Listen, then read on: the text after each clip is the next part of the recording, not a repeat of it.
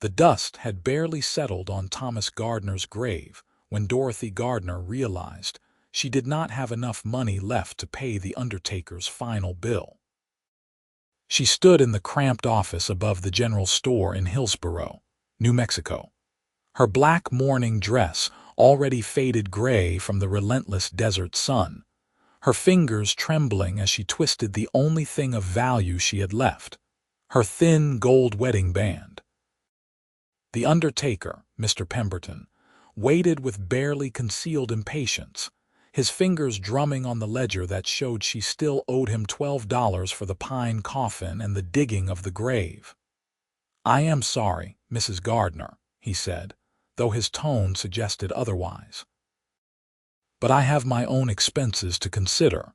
If you cannot pay today, I will have to take collateral." Dorothy looked down at the ring, feeling the weight of 3 years of marriage pressing against her heart. Thomas had placed it on her finger in the spring of 1881, when the desert had been alive with wildflowers and hope, had seemed as endless as the New Mexico sky. Now, in the autumn of 1884, both her husband and her hopes lay buried beneath 6 feet of rocky soil, claimed by the fever that had swept through town like a prairie fire. "I understand," she whispered, sliding the ring from her finger.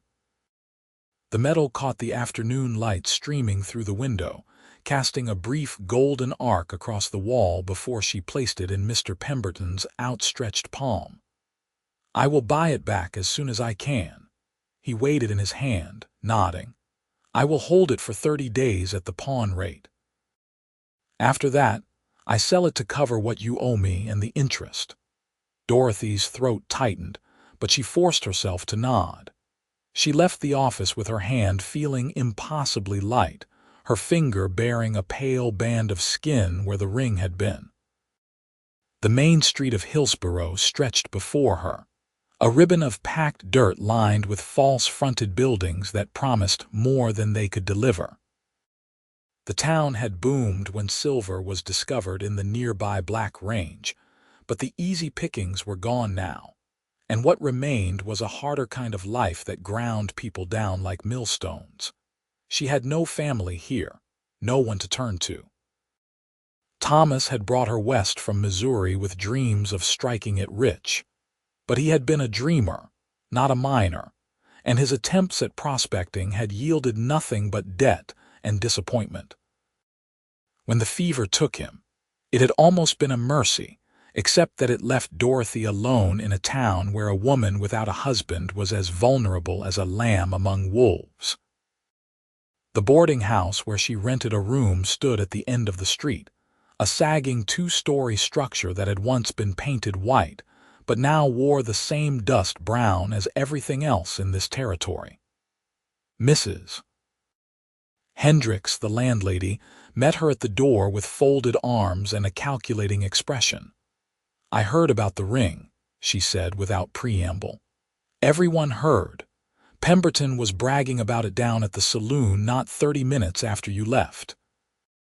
Dorothy felt heat rise to her cheeks, though whether from shame or anger she could not say.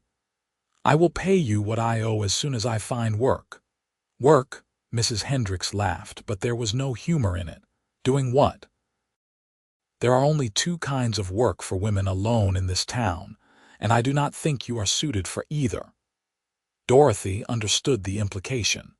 She could take in laundry or sewing, work that would barely keep her fed and would never earn her enough to reclaim her ring and pay her debts.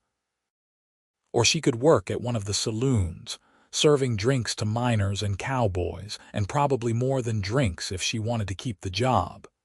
The thought made her stomach turn. "I will find something," she said, pushing past Mrs. Hendricks into the dim interior of the boarding house. "You have until the end of the week," the landlady called after her. "Then I need your room for someone who can pay."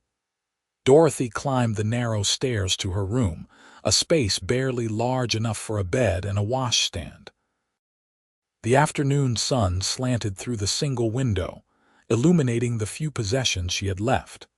Thomas's old coat hanging on a nail, a trunk containing her 2 other dresses and his spare shirt, a tin cup and plate.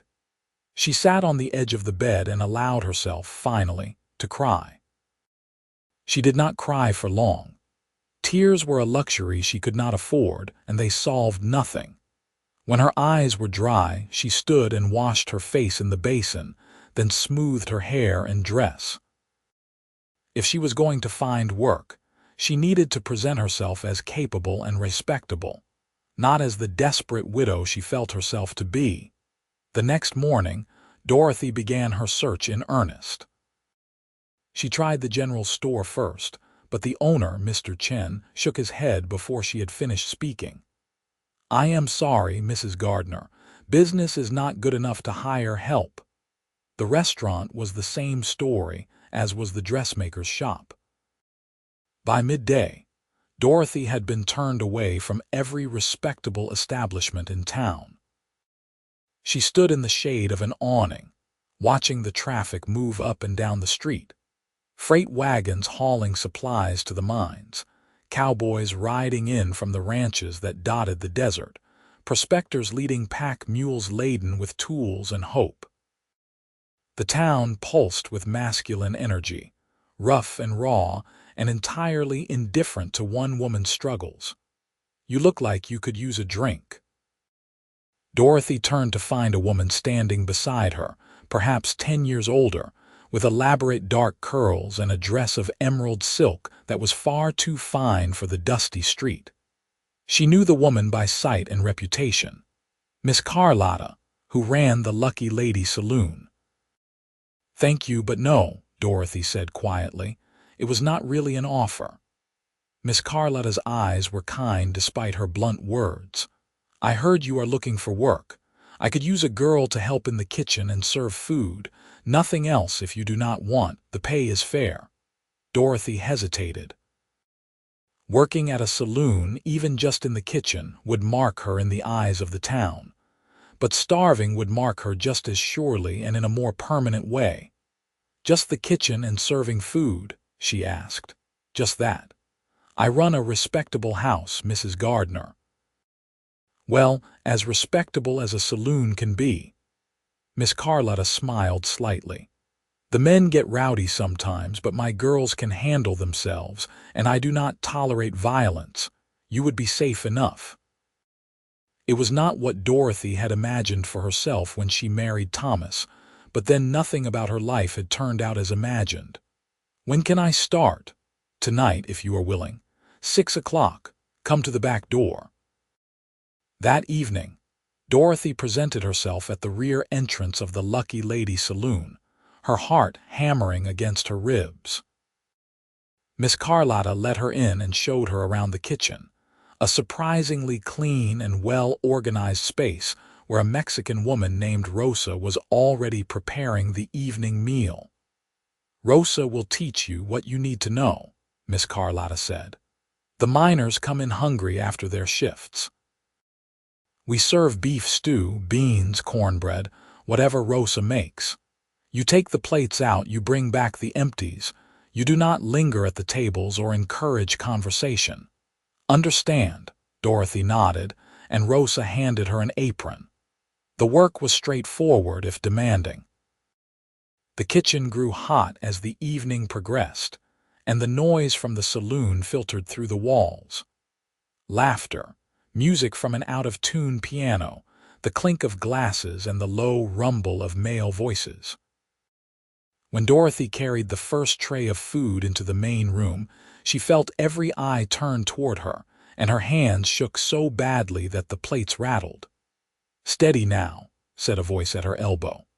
One of the saloon girls, a blonde woman in a red dress, gave her an encouraging smile. "They are just men. They do not bite unless you let them." Dorothy served the food and retreated to the kitchen as quickly as she could, but she had to make the trip again and again as the evening wore on. The men were mostly polite, if loud, though a few made remarks that brought color to her cheeks. She learned to ignore them, to move through the crowd like a ghost, present but untouchable. It was near 10 o'clock when she noticed him. He sat alone at a corner table, a tall man with sun-darkened skin and hair the color of wheat stubble. Unlike most of the patrons, who were either miners still dusty from their shifts or townsmen in slightly better clothes, he wore the practical gear of a working cowboy.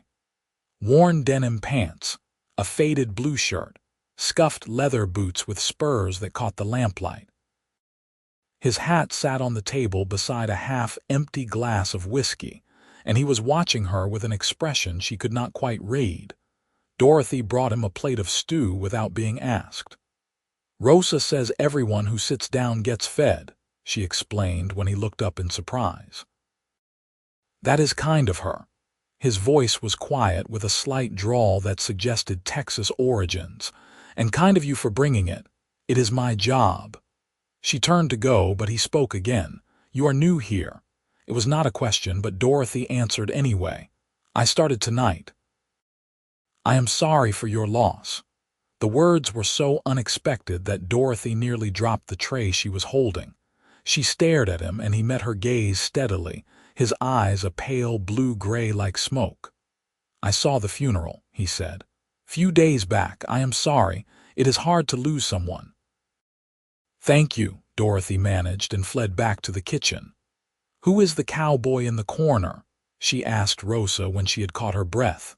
Rosa glanced through the doorway. "That is Ben Bartlett. He works at the Bar 7 Ranch, brings cattle to market sometimes. He is a good man, very quiet." "Always polite. Why?" "No reason." But Dorothy found her eyes drawn back to him throughout the rest of the evening. He ate slowly, nursed his whiskey, and did not join in the raucous conversations happening at the other tables. When he finally stood to leave, he caught her looking and touched the brim of his hat in a gesture that was somehow both respectful and questioning. Dorothy worked 5 nights that first week, and Ben Bartlett came in 4 of them. He always sat at the same corner table, always ordered whiskey and whatever food Rosa had prepared, and always left a coin on the table that was more than the meal cost. He spoke to Dorothy only in pleasantries, but she felt his eyes on her as she moved through the room, and the attention made her nervous in a way she could not quite explain. On Saturday, her one evening off, Dorothy went to see Mr. Pemberton about her ring. She had earned $4 in wages and another $1 in tips, carefully hidden in the bottom of her trunk. It was not nearly enough to reclaim the ring, but she hoped she might negotiate an extension on the 30-day deadline. Mr. Pemberton was behind the counter of his general store, measuring out flour for a customer. He looked up when Dorothy entered, and something flickered across his face, guilt or perhaps annoyance.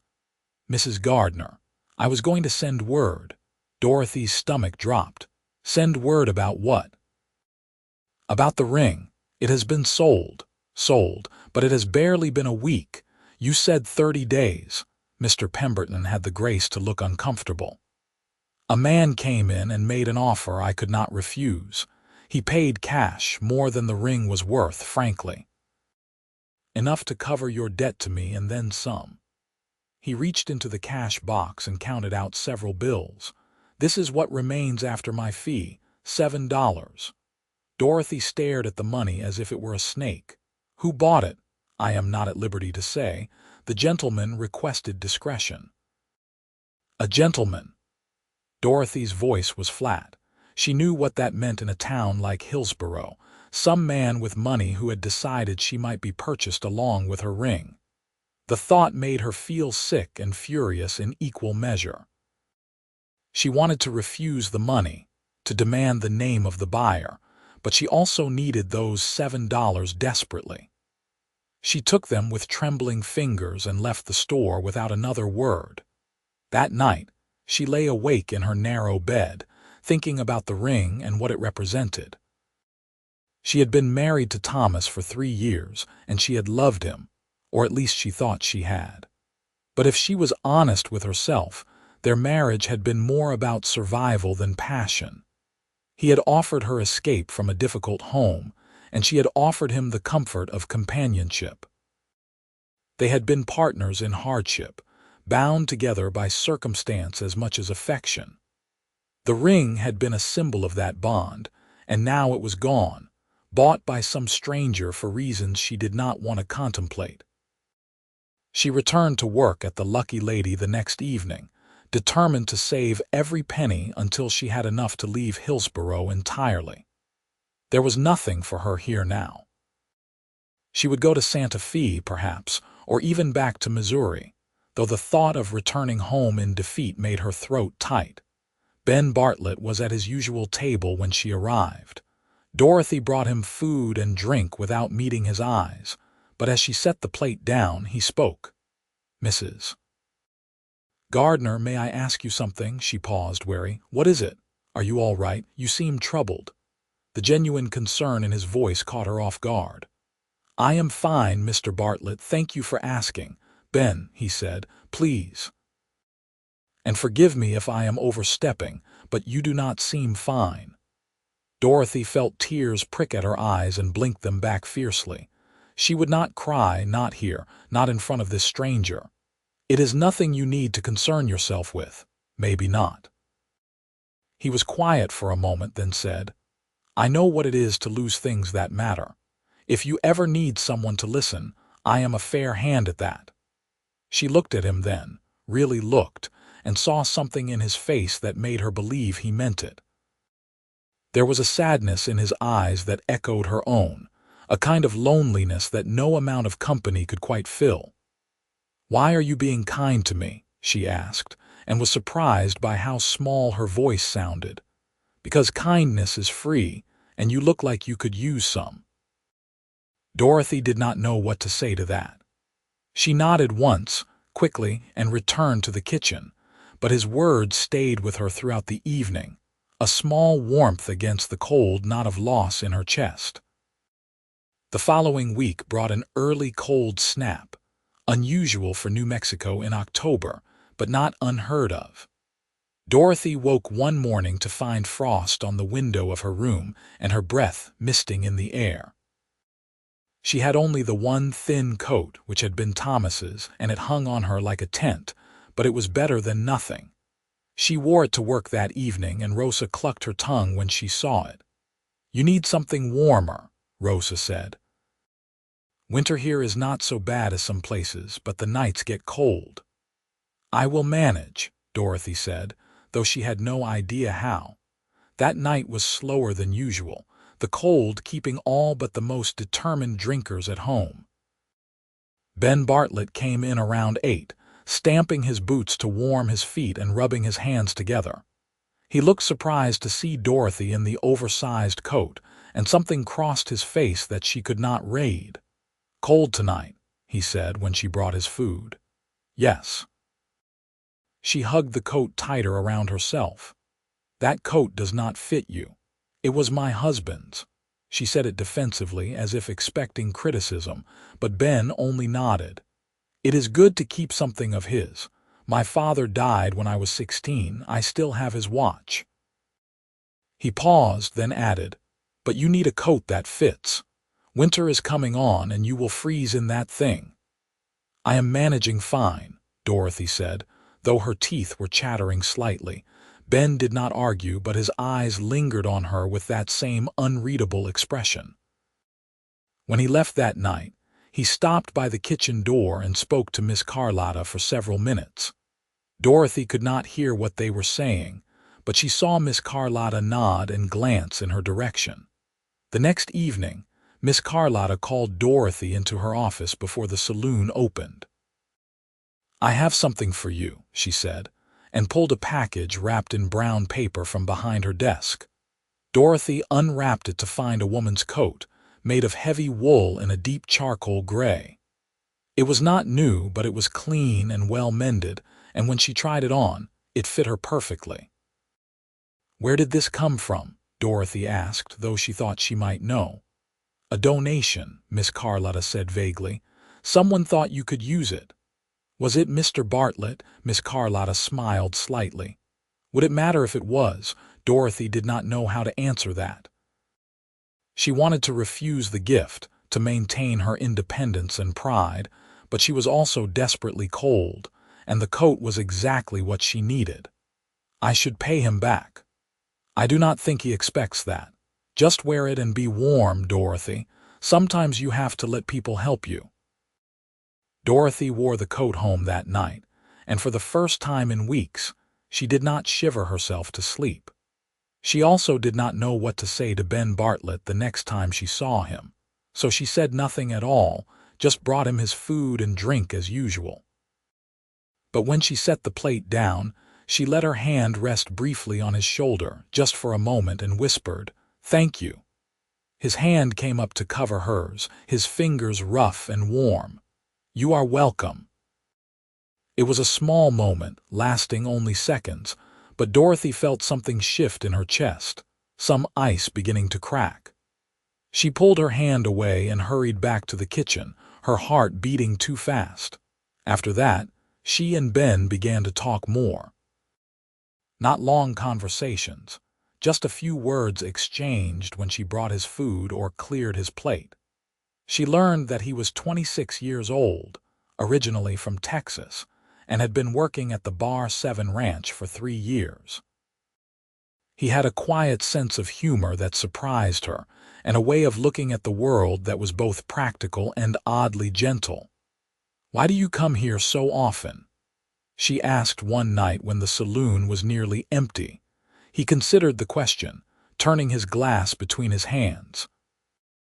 "The ranch is a good place to work, but it is lonely.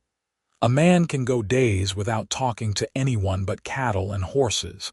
It is nice to be around people sometimes, even if just to listen to them." "You could talk more if you wanted," Dorothy said. "People here seem friendly enough." "I am not much good at talking, never have been." He looked at her with those smoke-colored eyes. "But I am finding it easier with you." Dorothy felt warmth spread through her chest, and it had nothing to do with the coat. "I am finding it easier too." As November arrived, Dorothy fell into a routine. She worked 5 nights a week at the Lucky Lady, saved every penny she could, and slowly began to feel less like she was drowning. Mrs. Hendricks stopped threatening to evict her, and Rosa began teaching her to cook some of the Mexican dishes that were popular with the miners. She still thought about her ring sometimes, wondered who had bought it and why, but the sharp edge of loss had dulled somewhat. Ben continued to come in several times a week, and their conversations grew longer. He told her about growing up on a small ranch in Texas, about losing his father to a horse accident and his mother to grief shortly after. She told him about Missouri, about her family and the reasons she had left, about Thomas and the dreams they had shared. "Do you regret coming west?" Ben asked one night. Dorothy thought about it. "I regret how things turned out, but I do not regret trying. Thomas and we wanted something different, something better. That is not wrong, even if it did not work out." "No," Ben agreed. "It is not wrong to hope." "Do you hope for things, Ben?" He was quiet for a long moment. "I used to not. After my parents died, I figured hoping just set you up for disappointment, but lately—" He trailed off, his eyes on her face. "Lately I have been thinking maybe it is worth the risk." Dorothy's breath caught. She knew what he was saying, or thought she did, but she was not ready to hear it. She was still Thomas's widow, still wearing mourning black, still grieving the life she had lost. It was too soon to think about anything else. "I should get back to work," she said, and saw something like understanding in his eyes as he nodded. But the seed had been planted, and Dorothy found herself thinking about Ben more and more. She noticed things she had not paid attention to before. The way his face lit up when she came to his table, the careful respect with which he always treated her, the quiet strength that seemed to surround him like an invisible shield. She began to look forward to the nights he came in, and felt oddly disappointed on the evenings when he did not. It was Rosa who finally said something.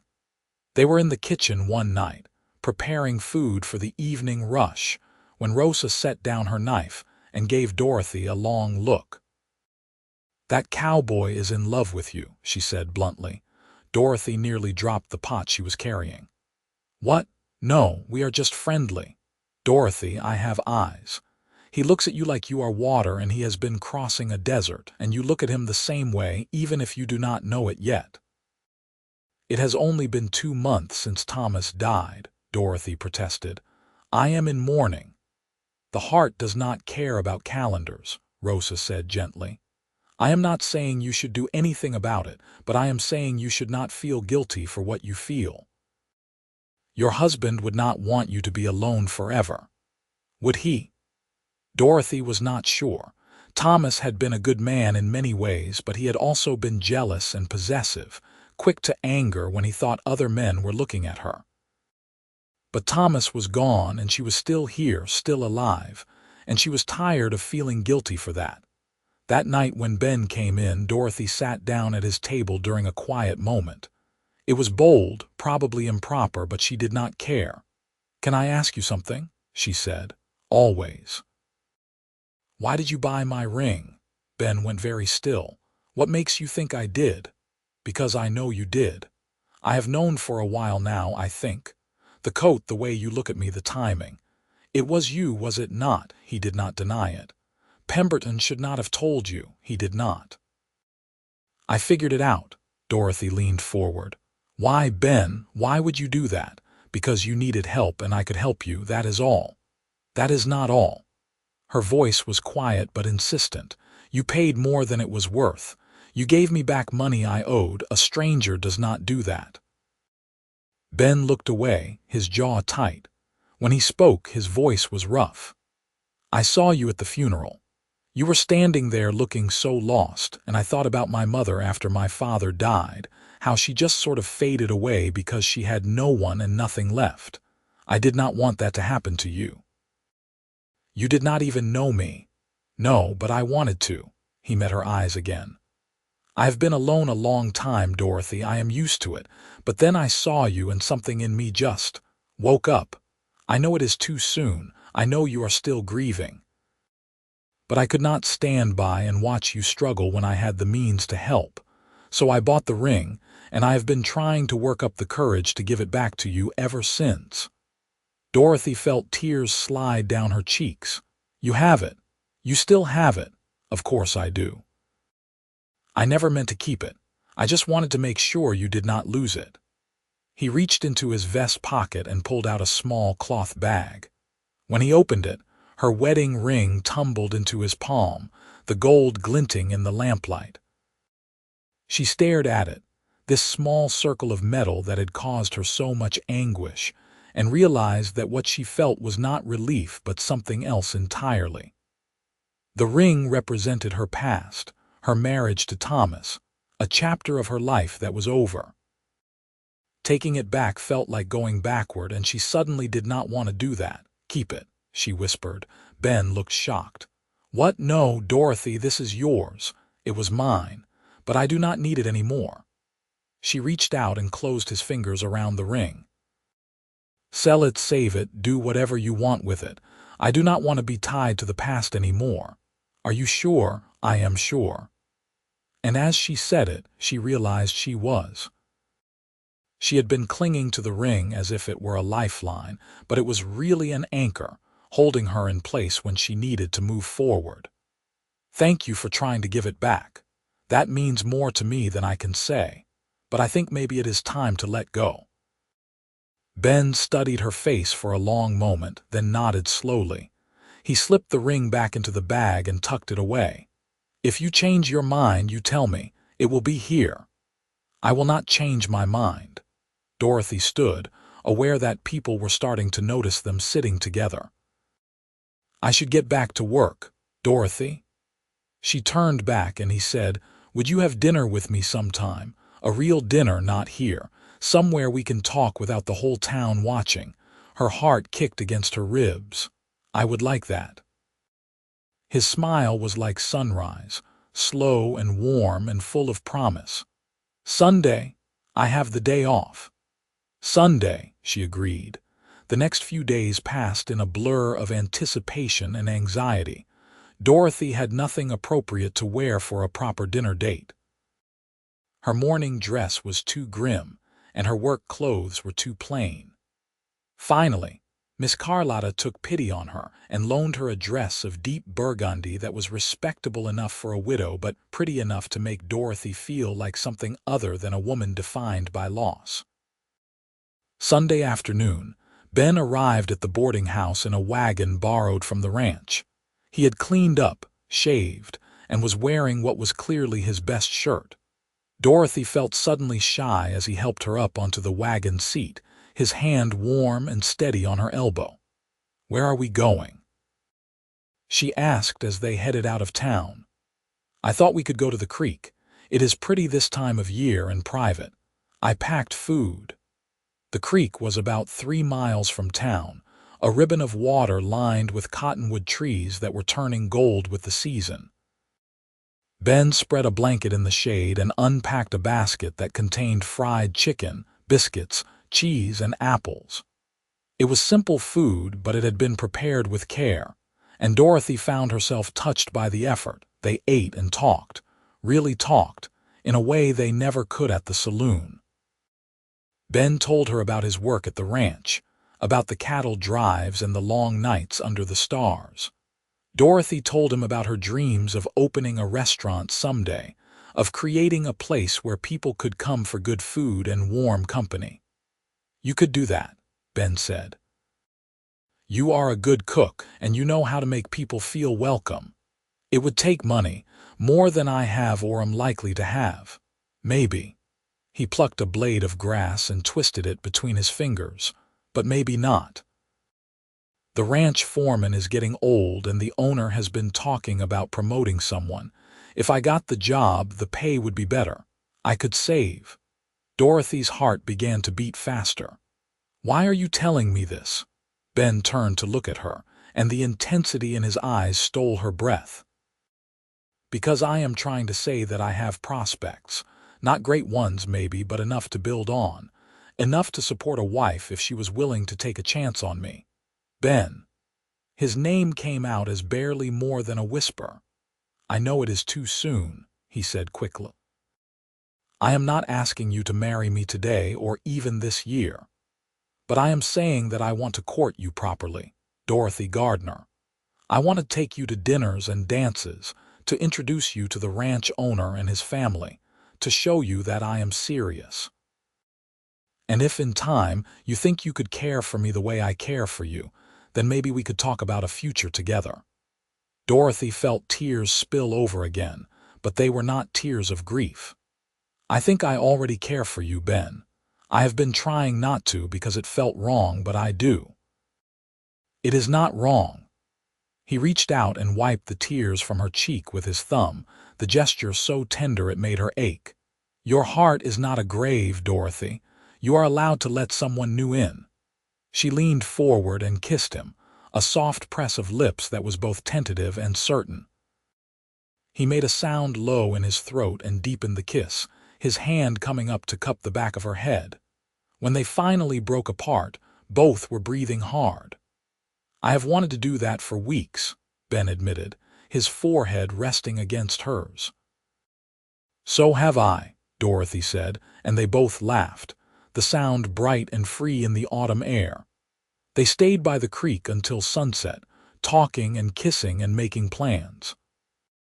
Ben promised to speak to his foreman about the promotion, and Dorothy promised to start saving more aggressively toward her restaurant dream. It felt good to have something to hope for again, to imagine a future that was not just about survival, but about building something real and lasting. When they returned to town, Ben drove the wagon right up to the boarding house, and Dorothy did not care who saw him help her down or the way he kissed her goodbye. Let them talk. She was done living her life according to other people's expectations. Over the next few months, Ben courted Dorothy with a steady persistence that reminded her of the way water wore down stone. He took her to the church social in early December, where they danced to fiddle music and ate cake that the ladies of the town had baked. He introduced her to the owner of the Bar 7 Ranch, a gruff man named Mr. Hutchinson who surprised Dorothy by being kind and welcoming. He brought her small gifts, a book of poetry, a silk scarf, a pair of warm gloves for the winter. In January of 1885, Ben was promoted to foreman, and the raise in pay was substantial. He came to the lucky lady that night with a bottle of good whiskey and insisted on sharing it with everyone. Miss Carlotta teased him about being in love, and he did not deny it, just looked at Dorothy with eyes full of promise. By February, Dorothy had saved nearly $30, and Ben had saved even more. They began to talk seriously about the future, about when they might marry and where they would live. The ranch came with a small house for the foreman, big enough for 2 and maybe, eventually, for children. "I want to marry you," Ben said one night as they sat together in the lucky lady's kitchen during a quiet moment. "I know we have only been courting a few months, but I have never been more sure of anything in my life." Dorothy's heart swelled. "I want to marry you too. But I need to ask you something first. Anything. Do you mind that I was married before? That Thomas was my first love?" Ben took her hand, lacing their fingers together. "I do not mind at all. Your past made you who you are, and I love who you are. Besides, Thomas was not your first love. You loved him, I am sure, but what we have is different, deeper, at least it is for me." "For me too," Dorothy said. "With Thomas it was about need. With you it is about want. I want to be with you, Ben. I want to build a life with you. Then marry me, soon, tomorrow if you want." Dorothy laughed. Not tomorrow, but soon. They were married in early March in the small church at the edge of Hillsborough.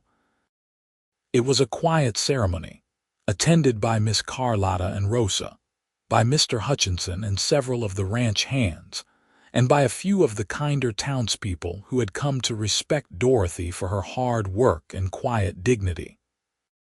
Dorothy wore a dress of pale blue that Rosa had helped her sew, and Ben wore his best suit. When he slipped a new ring onto her finger, this one a simple silver band because gold was beyond their budget, Dorothy felt a surge of joy so pure it brought tears to her eyes. "I love you," he whispered as they sealed their vows with a kiss. "I love you too," Dorothy whispered back, and meant it with every fiber of her being. They moved into the foreman's house, a 2-room structure that was small but sturdy. Dorothy continued working at the Lucky Lady for a few more weeks to add to their savings, but by April, she had enough to stop. She spent her days fixing up the house, planting a garden, and planning for the restaurant she still dreamed of opening someday. Ben worked long hours at the ranch, but he always came home to her at night, and they spent their evenings talking and laughing and making love with a passion that surprised them both. Dorothy had thought she understood what marriage could be based on her time with Thomas, but this was something entirely different.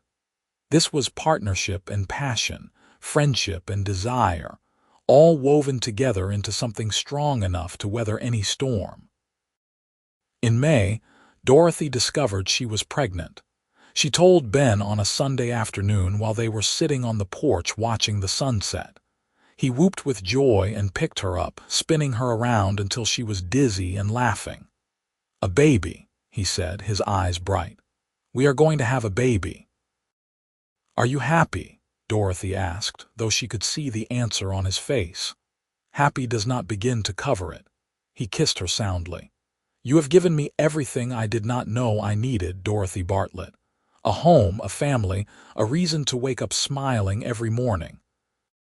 I will spend the rest of my life trying to be worthy of you." "You already are," Dorothy said. "You were the moment you bought that ring just to help a stranger. You were never a stranger. From the moment I saw you, I knew you were going to change my life." Their son was born in January of 1886, a healthy baby boy with his father's pale eyes and his mother's dark hair.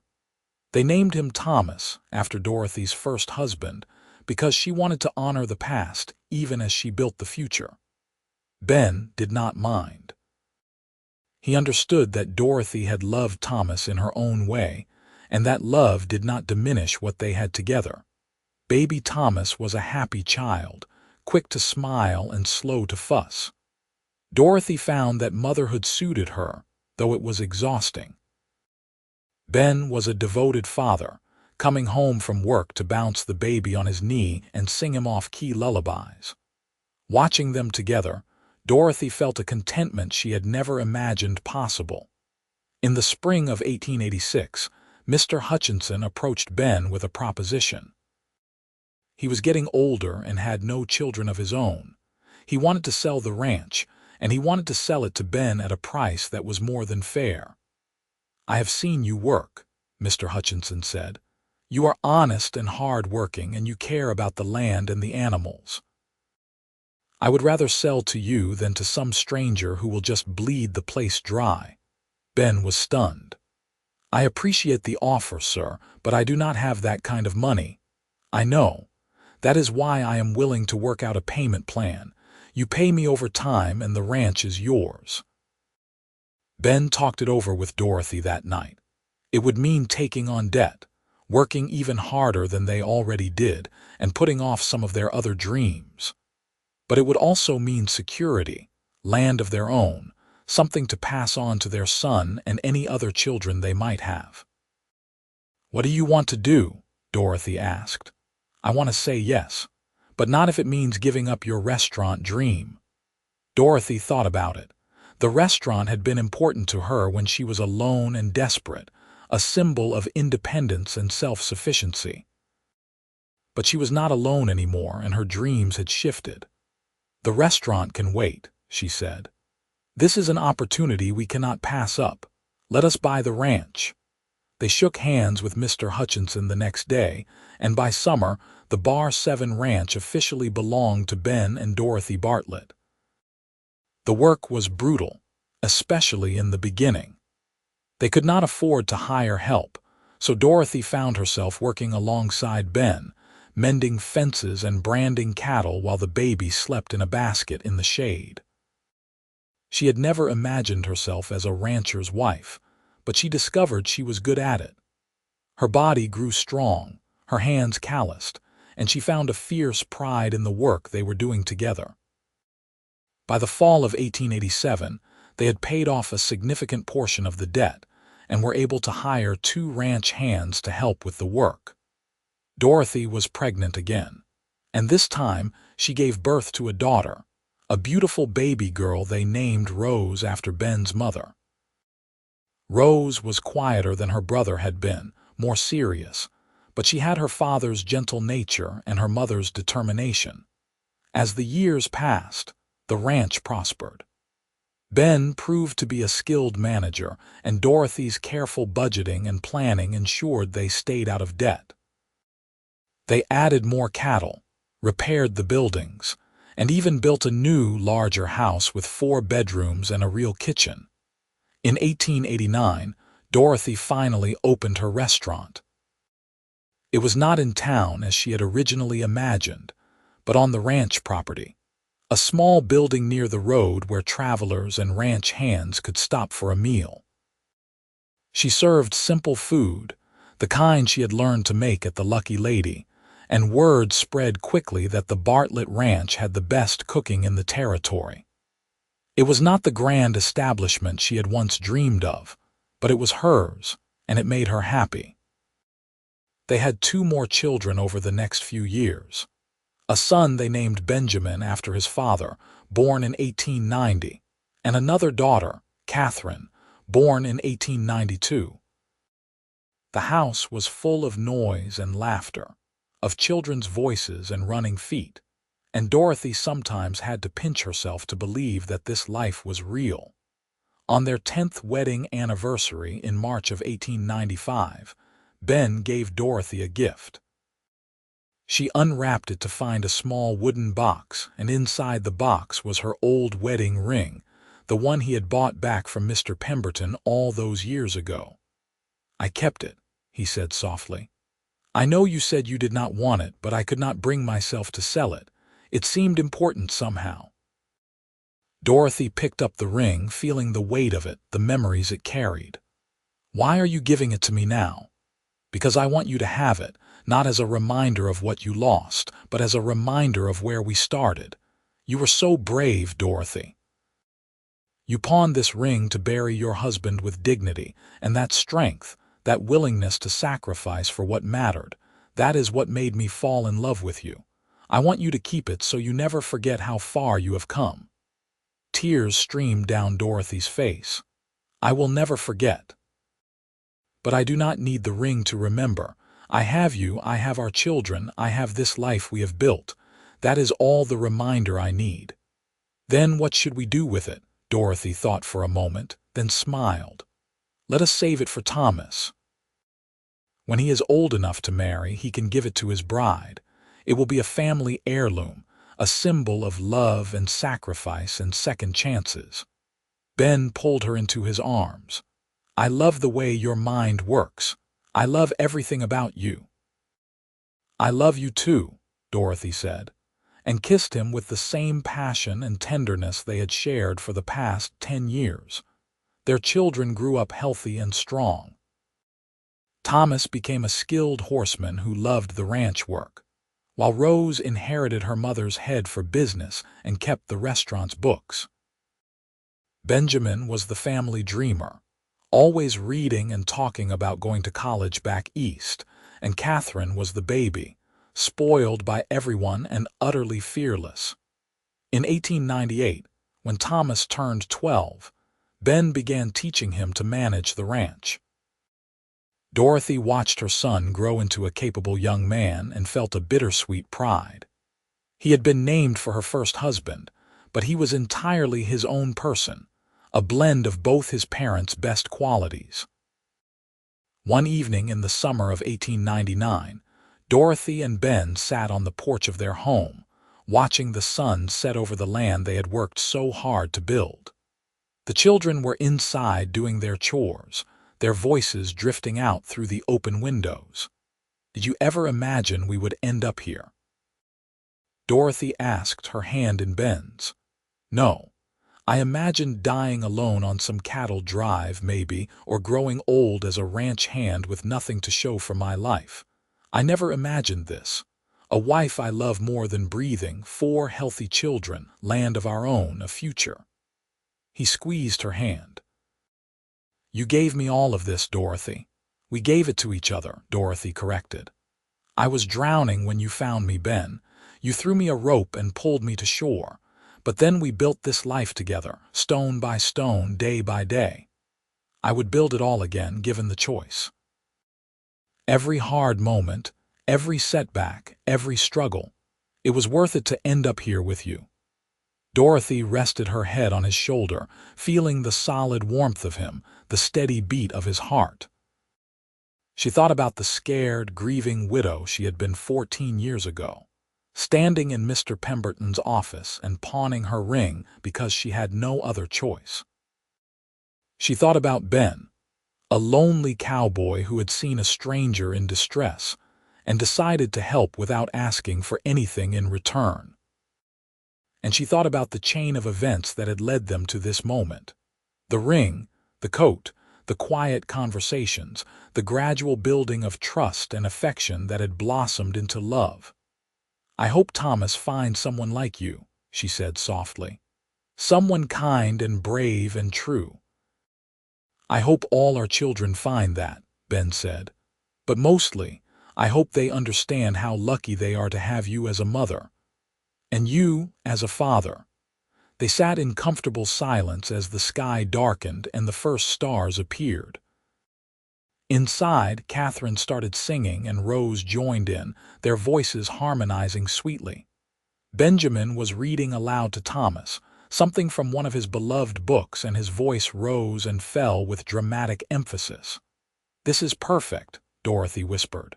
"Yes," Ben agreed. "Yes, it is." The years continued to roll by, bringing their share of challenges and joys. In 1902, Thomas married a sweet-natured girl from a neighboring ranch, and Dorothy gave him the gold ring that had started everything. His bride cried when she heard the story behind it and promised to treasure it always. In 1905, Rose married a young man who worked at the bank in Hillsborough, someone who appreciated her sharp mind and sharper tongue. Benjamin left for college in 1906, bound for Harvard on a scholarship that made the whole family burst with pride. And in 1908, Catherine, their baby, married a horse trainer and moved to California, where she wrote long letters home describing the ocean and the orange groves. Ben and Dorothy became grandparents, then grandparents again and again. Their house filled with the sounds of a new generation, and the ranch remained prosperous under Thomas's management. Dorothy's restaurant became a local institution, and she trained several young women in the art of cooking and hospitality. In the autumn of 1915, Mr. Pemberton, the undertaker and pawnbroker, passed away. His shop was sold and turned into a dress store, and Dorothy felt a strange sense of closure. The man who had taken her ring all those years ago was gone, and with him, the last tangible link to that dark period of her life. On a cool evening in September of 1920, Ben and Dorothy sat on their porch once again, celebrating their 35th wedding anniversary. They were both in their 50s now, graying and weathered but still strong. The ranch was paid off, their children were settled, and they had 12 grandchildren with more on the way. "You remember the first time I told you I loved you?" Ben asked. "At the wedding," Dorothy said promptly. "No, before that. I told you at the creek that day I asked to court you," Dorothy smiled. "You said you cared for me. That is not the same thing." "I said I cared for you, but I meant I loved you. I had loved you since the day I saw you in your mourning dress, trying so hard to be brave. I loved you too, I think, but I was too scared to admit it even to myself. You were right to be scared. It was fast, maybe too fast. But sometimes the best things happen fast. You just have to be brave enough to hold on." "I held on," Dorothy said. "And I have never regretted it, not for a single day." Ben kissed her, and even after 35 years the touch of his lips still made her heart race. "I am the luckiest man alive," he said. "No," Dorothy corrected. "We are the luckiest people alive. Because we found each other when we both needed it most, and we built something beautiful out of that need." They watched the sun set over their land, over the life they had created together. Inside the house, they could hear their youngest grandchildren playing and the sound of their daughter-in-law preparing dinner. The air smelled of sage and cattle and the coming autumn, and Dorothy breathed it in, committing this moment to memory. She thought about the ring, now worn by her daughter-in-law and someday to be passed on to the next generation. She thought about the coat Ben had given her, long since worn out and discarded but never forgotten. She thought about all the small kindnesses and large sacrifices that had brought them to this point, and she felt a gratitude so profound it brought tears to her eyes. "What are you thinking about?" Ben asked, noticing the tears. "Everything. Nothing. How lucky we are, how much I love you." "I love you too," Ben said. "Always have, always will." As the sky darkened, and the stars emerged one by one, Dorothy Gardner Bartlett, formerly a desperate widow pawning her only possession of value, now a prosperous rancher's wife with a family and a legacy, leaned into her husband's embrace and felt completely, perfectly at peace. The ring that had once symbolized her lowest point had become a symbol of hope and redemption, passed down through generations as a reminder that even in our darkest moments, there is always the possibility of love, always the chance for a new beginning. And in the years that followed, long after Ben and Dorothy had both passed on and become part of the land they loved, their great-grandchildren would hold that gold ring and tell the story of the widow who pawned it to bury her husband, and the cowboy who quietly bought it back for her, not knowing that in doing so, he would change both their lives forever. It became a family legend, a love story for the ages, proof that sometimes the smallest acts of kindness can have the biggest consequences, and that true love, when it comes, is worth every sacrifice, every struggle, every moment of doubt. The Bartlett Ranch remained in the family for generations, a testament to the strength and vision of its founders. The restaurant Dorothy had opened became a cherished landmark, serving travelers and locals alike for decades. And through it all, the story of the ring remained, a golden thread connecting the past to the present, reminding each new generation that love can be found in the most unexpected places, often when we need it most. Ben had been right that day by the creek. Dorothy's heart was not a grave. It was a garden, and with patience and care and the right partner, it had bloomed into something more beautiful than she had ever dreamed possible. From the ashes of loss and grief, she had built a life of joy and purpose, and in doing so, she had proved that it is never too late to start again, never too late to open your heart to love. The sun set on the Bartlett Ranch for the final time in this story, but in truth, it never really set at all. The love between Ben and Dorothy continued in their children and grandchildren, in the land they had nurtured, in the restaurant that still served weary travelers, and most of all, in that small gold ring that carried within it the promise of second chances and the enduring power of a quiet, selfless act of kindness. Dorothy Gardner had pawned her ring to bury her husband with dignity. Ben Bartlett had bought it back to give her hope. And together, they had created something that would last far longer than either of them. A love story that began in the dust and hardship of the Old West and bloomed into a legacy that would endure for generations to come.